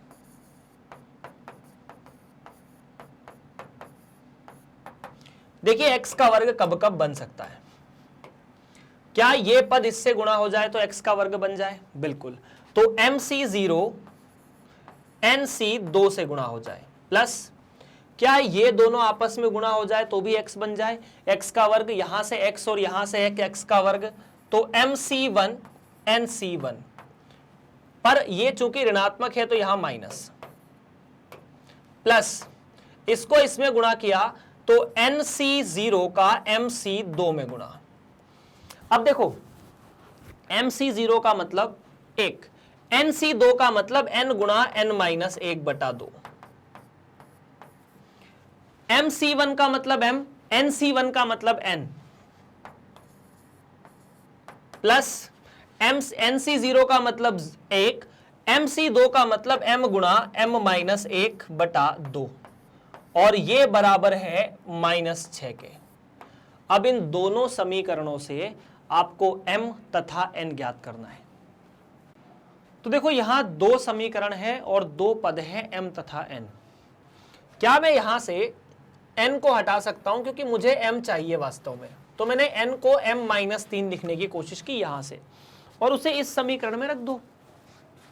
जहां जहां n है वहां m-3, जहां जहां n-1 है, एक और कम कर दो तो n-4। तो क्या यहां पर n-3 गुणा n-4 आपको मिलेगा? भाग दे दो 2 से, माइनस एक m है एक n है, तो m को तो m लिखा रहने दो, n को लिखा m-3, तो यहां m और इसको लिखा m-3, प्लस यहां पर m गुणा m-1/2, तो यहां पर m गुणा m-1/2 और यहां पर -6। ठीक, बिल्कुल ठीक। 2 का लघुत्तम लेंगे तो यहां पर, अच्छा यहां n नहीं है m है, 2 का लघुत्तम अगर लिया जाएगा तो ये मिलेगा m का वर्ग -7m प्लस 4 या 4 12 बिल्कुल, माइनस 2 का यहां गुणा किया तो 2m का वर्ग प्लस 2 × 6 6m प्लस m का वर्ग माइनस m बराबर -12, 2 को उधर भेज देंगे। डन है, ठीक है। देखो बहुत बढ़िया, आपके साथ पता है क्या हुआ, यहां एक द्विघात समीकरण बनते बनते रह गया। m का वर्ग 2m का वर्ग माइनस 2m का वर्ग 0, -7 -1 -8 प्लस 6 -2m प्लस 12 बराबर -12, या फिर -2m बराबर -24, m बराबर 12। तो m बराबर 12 इस सवाल का सही जवाब है, जो कि आपको विकल्प नंबर ग में दिया हुआ है, बिल्कुल करेक्ट है। चलिए फिर आगे बढ़ते हैं। 22वां प्रश्न समाप्त होता हुआ बात करेंगे 23वें प्रश्न की। यदि 1 प्लस एक्स की घात 21 में x की घात r तथा x की घात r प्लस 1 के गुणांक बराबर हो तो r का मान क्या है? ठीक है, देखिए इसमें सबसे पहले आपने एक व्यापक पद लिखा है ना, व्यापक पद। तो ये बड़ा सिंपल है, क्या हो जाएगा 21cr, 1 की घात 21 माइनस r, है ना, 1 की घात 21 माइनस r और x की घात r। तो ये तो वास्तव में 21cr और x की घात r है। अगर आपको x की घात r का गुणांक चाहिए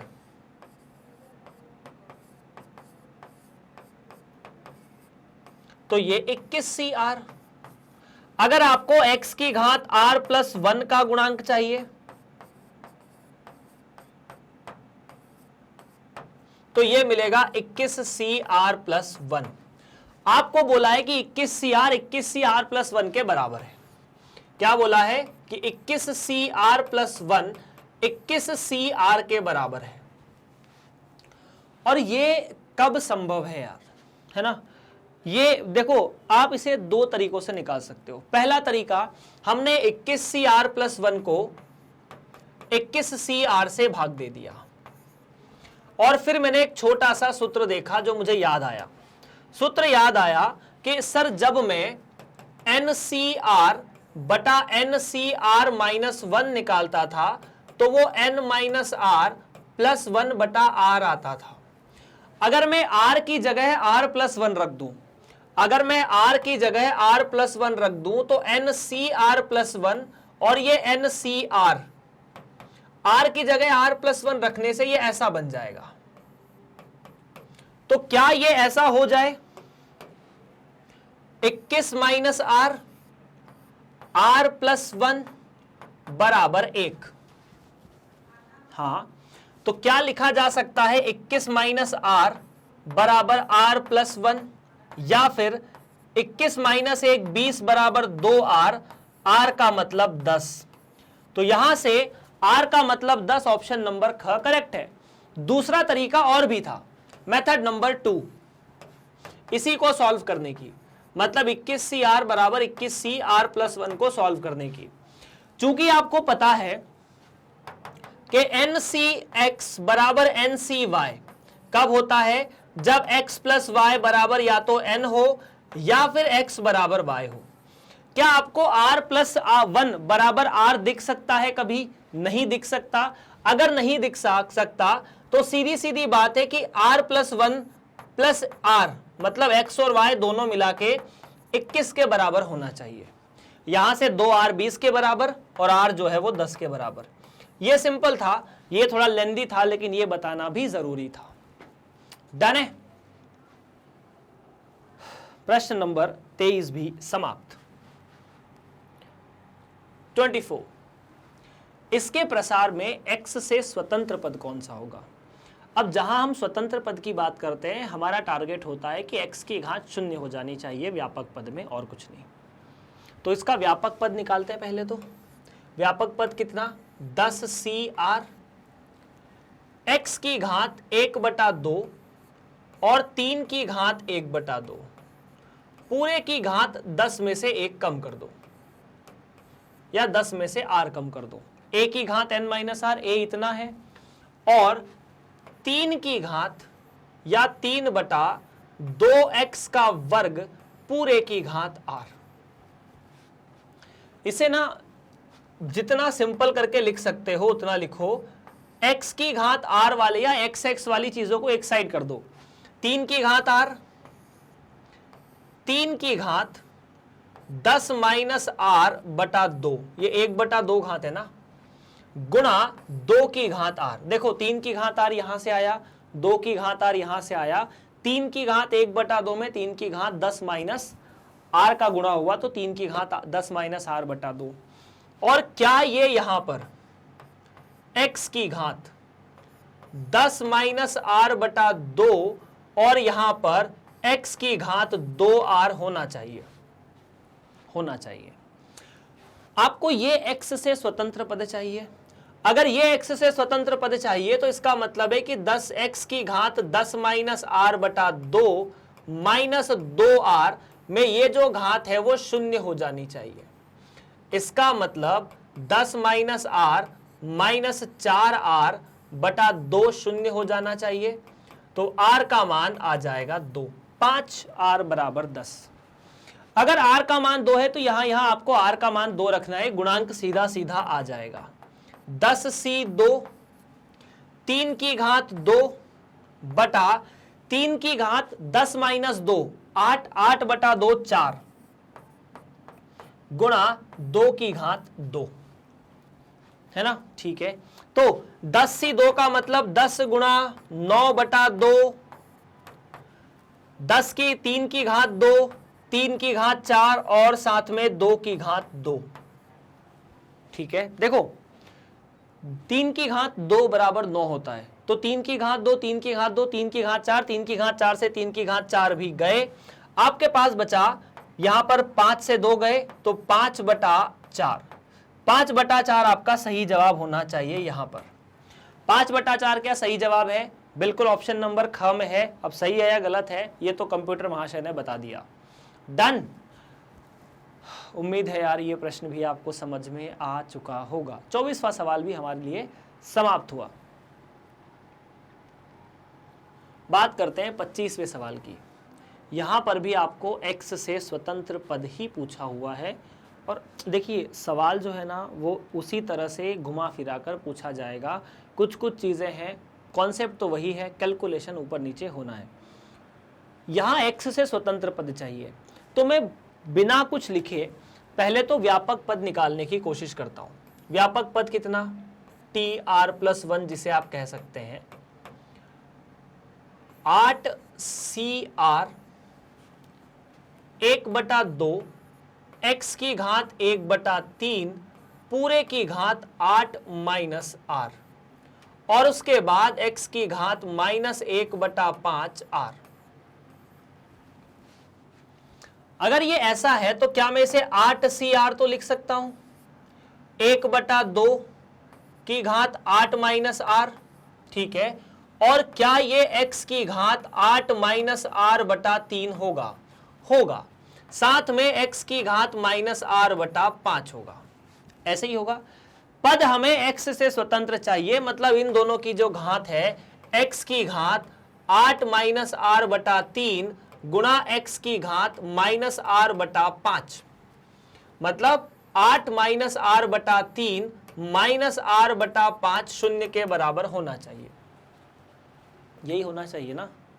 लघुत्तम लेके सॉल्व कर लो। यहां पर जो दोनों घातें हैं उसमें ये घात ऋणात्मक है, जुड़ जाएगी a की घात m प्लस a की घात n। प्लस की जगह वहां माइनस आएगा क्योंकि n माइनस r बटा 5 है, ठीक। तो ये मिला 40 माइनस 5r माइनस 3r बराबर 0। तो r का मान मिला 5, 8 माइनस या 8r बराबर 40। r का मान 5 रखो यहाँ पे, खत्म खेल। तो 5c3 8c5 2 की घात 8 माइनस 5। 8c5 का मतलब है 8c3 2 की घात 3, है ना। 5 और 3 दोनों का योग 8 होता है, इसीलिए 8c3 बराबर 8c5। 8c3 मतलब 8 गुणा 7 गुणा 6 फैक्टोरियल 6/3 फैक्टोरियल, और 2 की घात 3, 3 फैक्टोरियल से 6 गया, 2 की घात 3 से 8 गए, तो कुल बचा आपके पास जवाब में सिर्फ 7, और 7 विकल्प नंबर ग में है। आपको स्वतंत्र पद पूछा था तो पद था ये वाला ऑप्शन नंबर ग। 25वां सवाल भी आपने यहां पर बिना किसी समस्या के कर लिया है। डन है? चलिए यार, यहां पर सेम कॉन्सेप्ट कि पद x से स्वतंत्र होना चाहिए, तो अगर यहां पद x से स्वतंत्र होता है तब जवाब क्या होना चाहिए? कुछ नहीं, सबसे पहले हम क्या करेंगे, व्यापक पद लिखेंगे 9CR 3x का वर्ग बटा 2 की घात 9 माइनस R और माइनस 1 बटा 3x की घात R, ऐसा कुछ। तो क्या मैं इसे लिख देता हूं 9CR, ठीक है, ये आ जाएगा 3 बटा 2 पूरे की घात 9 माइनस R, साथ ही साथ x की घात 2 गुणा 9 माइनस R। साथ ही साथ अगर मैं इसके हर में जाने की कोशिश करूं तो ये -1 की घात R और यहां पर 3x की घात R या 3 की घात R x की घात R। डन है क्या? अब आपको चाहिए स्वतंत्र पद। स्वतंत्र पद के लिए क्या आप यहां पर लिख सकते हैं कि ये तो 9CR है, 3 बटा 2 9 माइनस R और -1 की घात R 3 की घात R। आपको चाहिए x से स्वतंत्र पद। अगर x से स्वतंत्र पद चाहिए तो x की घात 2 9 माइनस R बटा x की घात R में ये तो हो जाएगा 2 गुणा 9 माइनस R, माइनस R बराबर 0 होना चाहिए। तो 18 माइनस 2R माइनस R बराबर 0, तो R का मान सीधा सीधा मिला 6। कितना? 6। यहां रखोगे स्वतंत्र पद मिल जाएगा, कैलकुलेशन भी नहीं करना है, सवाल को ध्यान से देखो। आपको मिला 9C6 3 बटा 2 की घात 9 माइनस 6 मतलब 3, ठीक है, -1 की घात 6 ये तो 1 हो जाएगा और ये 3 की घात 6, ठीक है। तो देखो ये तो मिला 9C6 3 की घात 3 2 की घात 3 और 3 की घात 6, 3 की घात 3 से 3 की घात 6 कटा, 9C6 बटा 1 बटा 2 की घात 3 2 की घात 3 की घात 3, और यहां से एक थोड़ी सी समस्या ये हुई है कि ये हुआ 9C6 बटा 6 की घात 3।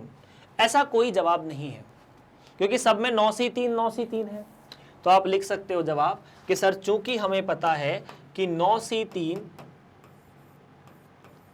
9C6 के बराबर है, इसीलिए ये जवाब 9C3 बटा 1 बटा 6 की घात 3 के बराबर होगा, विकल्प नंबर का।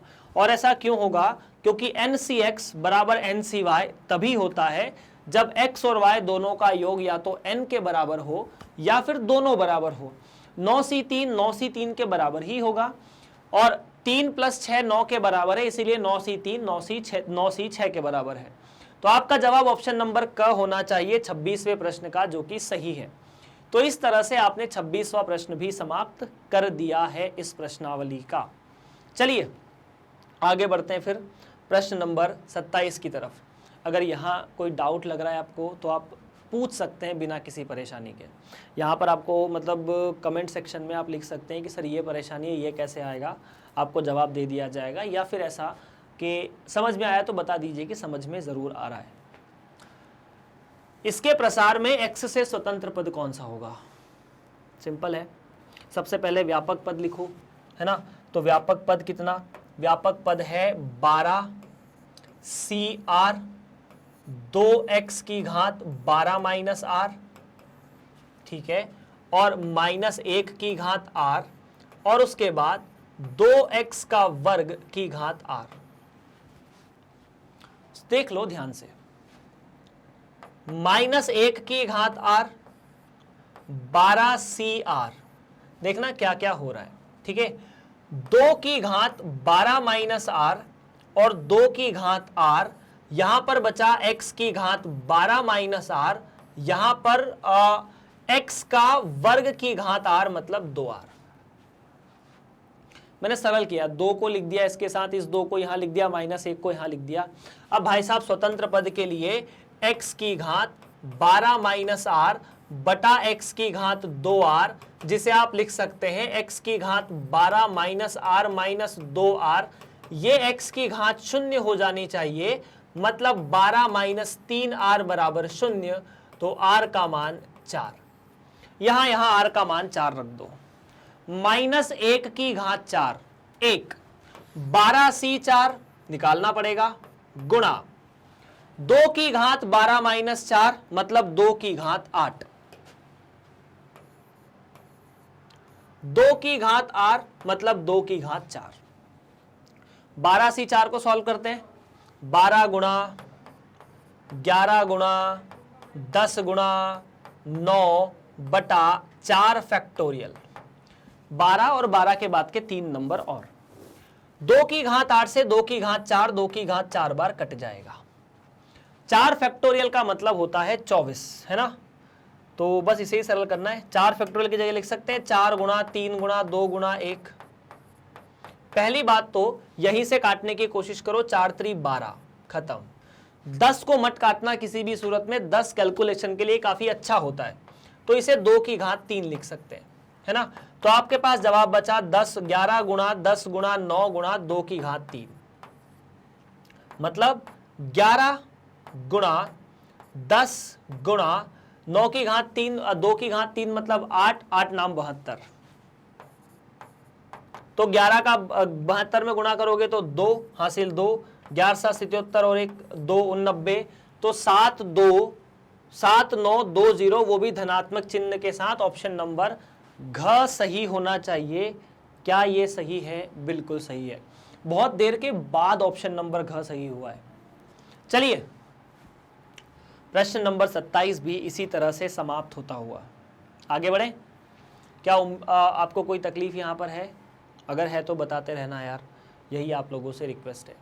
अगेन स्वतंत्र पद पूछा हुआ है, x प्लस 2 बटा x की घात 2 में, तो कुछ नहीं, व्यापक पद 15cr, x की घात 15 माइनस r, 2 की घात 15 और 2 की घात r, 15 माइनस r, 2 की घात r और x की घात 2r।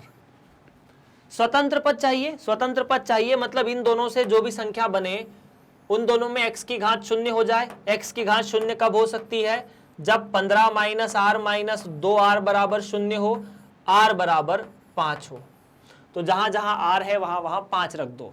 तो ये जो स्वतंत्र पद बचेगा वो बचेगा 15c5 2 की घात 5, 15c5 2 की घात 5। ऑप्शन नंबर ख में है। सिंपल सिंपल, बिना परेशानी के अब आप इन सवालों को हल कर सकते हैं। ऐसे सवाल आपको बहुत सारे मिलेंगे। यहां पर x स्वतंत्र पद कौन सा होगा? तो फिर वही समस्या। क्या समस्या कि सर एक तो हमने लिखा NCR, x की घात 2 n माइनस r, ठीक है, -1 की घात r और यहां x की घात r। और चूंकि यहां n का मान 9 है तो वो लिखने से हम क्यों चूक जाते हैं, 9cr और 9 माइनस r। अब इन दोनों की वजह से अगर स्वतंत्र पद है तो इन दोनों की वजह से जो भी घात बने वो शून्य बने, मतलब x की घात 2 गुणा 9 माइनस r बटा x की घात r, मतलब सीधा सीधा 9 माइनस r का double minus r, 18 minus 3r बराबर 0 हो। तो यहां से r का मान 6 होना चाहिए। r का मान 6 6 रख दो, तो यहां पर मिलेगा 9c6, ठीक है, गुणा -1 की घात 6, क्योंकि ये तो कट पीट के 1 हो जाएगा ना। स्वतंत्र पद पूछा है, आप बोलोगे सर x वाला नहीं आएगा, तो ये कट पीट के 1 हो जाएगा r का मान 6 रखने पर। चलिए, तो 9c6 का मतलब 9 गुणा 8 गुणा 7 बटा 3 फैक्टोरियल और -1 की घात 6, वो तो 6 ही है। तो क्या ये प्रश्न आपको समझ में आया कैसे हुआ? बिल्कुल, देखो 3 फैक्टोरियल से मतलब 9 गुणा 8 गुणा 7 बटा 6, तो 3 तो ये कटेगा, 2 ये कटेगा, तो 3 गुणा 4 गुणा 7, 84 आना चाहिए। डन। चलिए, तो किसी भी विकल्प में नहीं है, तो इनमें से कोई नहीं हमारा सही जवाब है, और हमारा सही जवाब भी यही है, इनमें से कोई नहीं। डन है। चलिए आगे बढ़ते हैं। प्रश्न नंबर 84 समाप्त, या प्रश्न नंबर 29 समाप्त। प्रश्न नंबर 30, इसके प्रसार में स्वतंत्र पद कौन सा है ना। तो यहां के प्रसार में स्वतंत्र पद निकालना है, तो फिर वही तरीका, फिर वही कॉन्सेप्ट, फिर वही लॉजिक। 6CR 2x की घात 6 माइनस r है ना, और 1/3x की घात r। तो ये तो मिला 6CR 2 की घात 6 माइनस r 3 की घात r, x की घात 6 माइनस r और x की घात r। स्वतंत्र पद के लिए 6 माइनस r और x की घात r को शून्य होना पड़ेगा, मतलब 6 माइनस r बराबर 0, r बराबर 3। अच्छा, किसी व्यक्ति को इसमें समस्या है कि इसको ऐसा कैसे लिख रहे हो, तो मैं बता देता हूं। अगर a की घात m बटा a की घात n होती है तो उसे लिख सकते हैं a की घात m माइनस n, है ना। और स्वतंत्र पद है तो x की घात शून्य होनी चाहिए, मतलब 6 माइनस r घात जो है वो शून्य के बराबर होनी चाहिए। आप r का मान 3 रखिए, जवाब आपको मिल जाएगा। तो 6C3 2 की घात 6 माइनस 3, 3 की घात 3, है ना सर। अब 6C3 का मतलब 6 गुणा 5 गुणा 4 बटा 3 फैक्टोरियल, 2 की घात 3 8 और 3 की घात 3 27। ठीक, 3 की घात 3 के फैक्टोरियल का मतलब 6 होता है, तो 6 से 6 गए। ठीक है, तो 27 भी किसी से कटेगा क्या, किसी से नहीं कटेगा। 5 चौक 20, 20 का 8 में गुणा करोगे तो 160 बटा 27, जो कि विकल्प नंबर ग में दिया हुआ है। बिल्कुल, विकल्प नंबर ग आपका इस प्रश्न का सही है। चलिए यार, तो प्रश्न नंबर 30 भी आपने हल कर लिया है बिना किसी परेशानी के। प्रश्न नंबर 31 की तरफ बढ़ेंगे कि इसके प्रसार में x से रहित पद कौन सा होगा। फटाफट एक बार इसे हल करके देखिए, x से रहित पद कौन सा है। x से रहित पद मतलब स्वतंत्र पद।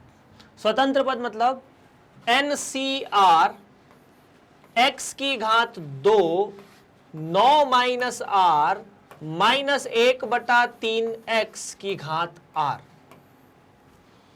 अब अगर मैं इसे लिखता हूं तो यह है 9CR x की घात 18 माइनस 2r माइनस 3 की घात r। इसे ऐसा लिख देते हैं, है ना, -3 को लिख देते हैं ऐसा, और x की घात r। भाई साहब, स्वतंत्र पद चाहिए आपको, स्वतंत्र पद चाहिए मतलब ये और ये दोनों मिलकर एक दूसरे को काट दे, है ना। तो 18 माइनस 2r माइनस r बराबर 0, r का मान फिर से 3, मतलब r का मान होना चाहिए 3। खत्म बात। ठीक है, r का मान 3 मतलब क्या, 9C3 माइनस 3 की घात 3, यही है क्या। हाँ ठीक है, मेरे हिसाब से इतना ही कुछ है। हाँ देखते हैं एक बार। अगर 9C3, r का मान 3 नहीं यार 6, वेट, r का मान 6, तो 9C6 और इसकी भी घात हो जाएगी 6। तो 9C3 और 9C6 बराबर होता है, इसीलिए विकल्प में भी आपको 9C3 जैसा जवाब दिख सकता है। -3 की घात 6 कहो या 3 की घात 6 कहो। 9C3 निकालने का तरीका, 9 का 8 और 7 में गुणा करके 3 फैक्टोरियल मतलब 6 से भाग दे दो, और ये 3 की घात 6, है ना। ये कटा तो ये बचा 3 गुणा 4 गुणा 7 बटा 3 की घात 6, मतलब 28 बटा 3 की घात 5। 3 की घात 4 होता है 81, तो ये हो जाएगा 2 4 3। तो 81 बटा 2 4 3 विकल्प नंबर ख करेक्ट है यार। डन। तो प्रश्न नंबर 31 का भी विकल्प नंबर ख। बात करते हैं 32 की। यदि x का वर्ग -1 बटा x की घात n के विस्तार में मध्य पद इतना हो तो n का मान कितना? सबसे पहली बात यह है कि मध्य पद के लिए अगर एक ही मध्य पद है तो n की या x की जो घात है वो समघातें होनी चाहिए। समघात होनी चाहिए मतलब ऐसा कि जो घात है x की वो या n जो है वो सम संख्या होनी चाहिए। अगर n जो है वो सम संख्या है तभी एक मध्य पद आएगा। विषम संख्या पर दो मध्य पद आते हैं। यहाँ एक ही मध्य पद दिया है, इसीलिए m के जो आपको विकल्प है वो भी 10, 12, 14 मतलब सारे के सारे सम है। ठीक है, आपको ये बोला है कि मध्य पद की जो घात है या मध्य पद जो है वो 9, 2, 4 x की घात 6 है। तो आप सब भूल जाओ ना। अब तो ये देखो कि यदि किसी द्विपद प्रसार में x की घात 6 के आगे ऐसा कुछ लिखा है तो n का मान निकालो। मतलब ऐसा कि अगर मैं इसका व्यापक पद लिखता हूं NCR x की घात 2 पूरे की घात n माइनस r माइनस 1 बटा x की घात r, तब मैं इसे ऐसा लिख सकता हूं NCR पता नहीं कौन सा है, x की घात 2n माइनस r, ठीक है, और यहां से माइनस 1 की घात r x की घात r माइनस r बराबर ये हो जाएगा NCR माइनस 1 की घात r और यहां से 2n या x की घात 2n माइनस 2r, है ना। अब ये 2n माइनस 2r 6 होने चाहिए, सीधी सीधी बात है। तो पर इससे पता है पूरी तरह से सवाल हल नहीं होगा, क्योंकि आपको पता है कि जब मध्य पद की बात आती है तब हम r को निकाल सकते हैं बड़ी आसानी से, कि चूंकि है ना n जो है एक सम संख्या है तो मध्य पद के लिए r का मान n बटा 2 प्लस 1 हो जाना चाहिए। ऐसा होना चाहिए अगर आपको कोई समस्या नहीं है तो। अगर समस्या नहीं है तो क्या मैं यहां पर वो चीज लिख सकता हूं कि n r की जगह n बटा 2 प्लस 1, इसमें कोई दिक्कत नहीं होगी मेरे हिसाब से। जब हम इसको सॉल्व करेंगे तो हमें मिल जाएगा r सीधा सीधा 12, कितना 12, या n सीधा सीधा 12, r तो मिला ही अपने को, n सीधा सीधा मिलेगा 12। या फिर सीधा सीधा ये पूरी कहानी छोड़ने के बाद आप सीधा लिखने की कोशिश करो कि चूंकि मध्य पद जो होगा उसमें r का मान n बटा 2 प्लस 1 होगा, तो आप वो पद निकालिए जिस, या फिर सीधा सीधा r का मान n बटा 2 प्लस 1 रख दीजिए, बाकी सब भूल जाइए। n बटा 2 प्लस 1, x का वर्ग n बटा 2 प्लस 1 गुणा माइनस 1 बटा x n बटा 2 प्लस 1।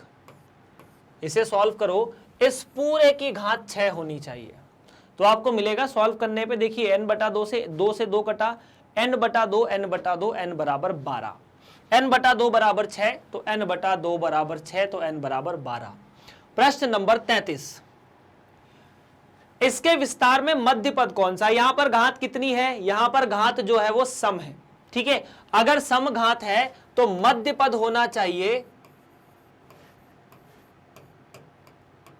मध्य पद होना चाहिए n बटा 2 प्लस आरवा पद, है ना, ये वाला पद होना चाहिए।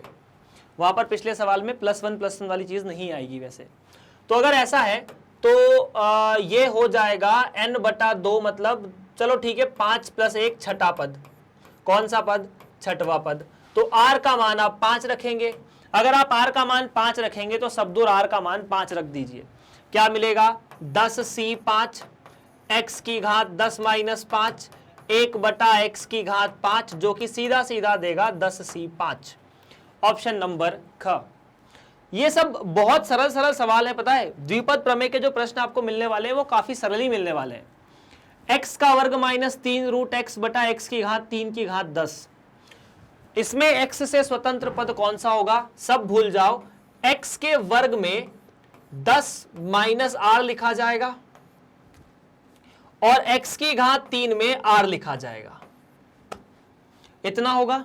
तो अगर ये ऐसा है तो क्या ये x की घात 20 माइनस 2r और x की घात 3r होगा? मतलब यहां से 20 माइनस 2r माइनस 3r मिलके 0 होना चाहिए, r का मान 4 होना चाहिए। अगर r का मान 4 है तो मैं सीधा सीधा रख देता हूं कि अब इसमें r का मान 4 रख दो, तो 10c4 x की घात या x के वर्ग की घात 10 माइनस 4, 10 माइनस 4 मतलब 6, ठीक, गुणा माइनस चिन्ह आगे तो -3√3 की घात 4 और x की घात 3 की घात 4। यही पद जो है वो x से स्वतंत्र होगा, और अगर x से स्वतंत्र है तो ये आपस में कट भी जाएंगे, 3 की घात 12, 3 की घात 12। अब इसको सॉल्व करना है यार। 10c4 10 गुणा 9 गुणा 8 गुणा 7 बटा 4 फैक्टोरियल मतलब 24। 3 की घात या 3√3 की घात 4 तो 3 की घात 4 और 3 की घात 2, क्योंकि इस 3 की घात 4 हो जाएगी, इस 3 की रूट 3 की घात 4, 3 की घात 2 के बराबर। तो ये कटा 3 बार, यहां से 1 3 इसको उड़ा देगा, ठीक है, तो इतना कुछ बचा। तो आपके सामने बचा 9 सत्ती 63, 63 इंटू 0, 3 की घात 5, 3 की घात 5 मतलब 243, 243 गुणा 63 0। अब जो भी जवाब आएगा चारों विकल्पों में से, उसमें आखिरी में होना चाहिए 0, तो 0 सभी में है। फिर 3 का 3 से गुणा होगा तो 9 आना चाहिए, है ना। ऐसा इन दोनों विकल्पों में नहीं है, तो अपन इन दोनों विकल्पों पर बात करेंगे, ठीक है। इसी तरह से पूरा सॉल्व करो, you will get answer as 15 30 90, option number का। डन। चलिए यह आएगा 15 30 90। 35वां प्रश्न, इसके प्रसार में मध्य पद का गुणांक क्या होगा। तो बात अपन ने अभी एक प्रश्न किया है, चूंकि यहां पर 1 प्लस एक्स की घात 10 है तो n का मान होना चाहिए या r का मान होना चाहिए 5।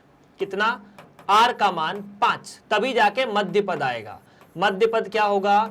मध्य पद जो होगा वो 10/2 प्लस 1वां पद होगा। 10/2 मतलब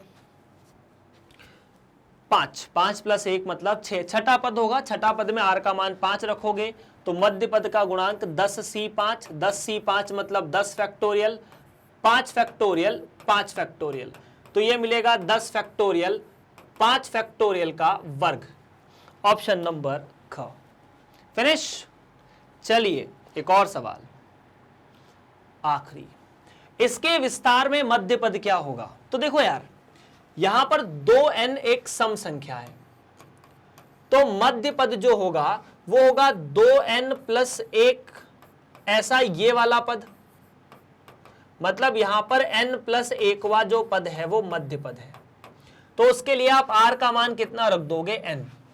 तो इसके विस्तार में जो मध्य पद होना चाहिए वो होना चाहिए 2n(cn) गुणा 1 की घात 2n माइनस n और x की घात n, ऐसा कुछ, ठीक है।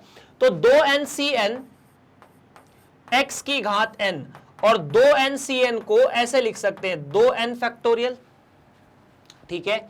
उसके बाद 2n में से n गया, n फैक्टोरियल और x की घात n, तो जवाब मिला 2n पूरे का फैक्टोरियल, यहां थोड़ा सा लिखने में गड़बड़ ना हो जाए, n फैक्टोरियल का वर्ग गुणा x की घात n, ऑप्शन नंबर ग करेक्ट। डन है। तो बस इसी तरह से इन प्रश्नों को हल करना था। अब अगर आप इन लेक्चर्स को YouTube पर देख रहे हैं तो बहुत अच्छी बात है, वहाँ प्रॉपर प्लेलिस्ट बनी है। इसके अलावा आप इसे www.magnetbrains.com पर जाकर भी देख सकते हैं। वहाँ CBSE हिंदी माध्यम कक्षा 11वीं में आपको ये लेक्चर्स मिल जाएंगे। जैसे आप गणित विषय पर क्लिक करेंगे आपको बहुत सारी चीज़ें यहाँ देखने को मिलेगी। जिस पर भी आप क्लिक करेंगे बहुत सारे चैप्टर्स हैं, किसी एक चैप्टर पर क्लिक कीजिए, आपको उसके रिलेटेड सारे वीडियो वहाँ खुले हुए मिल जाएंगे। जिस पे क्लिक करोगे वो वीडियो चलने भी लग जाएगा। बस इतनी सी बात है। बाकी आपको पता ही है कि मैग्नेट ब्रेन्स 100% मुफ्त कक्षा 6 से लेकर 12वीं तक स्कूली पाठ्यक्रम सारे बोर्ड का मुफ्त पढ़ाता है। तो बस इस वीडियो को लाइक करते रहिए, शेयर करते रहिए और अपने दोस्तों से कहिए कि वो भी सब्सक्राइब करें आप ही की तरह। मिलते हैं आपसे अगले लेक्चर में। आप सभी का बहुत बहुत धन्यवाद।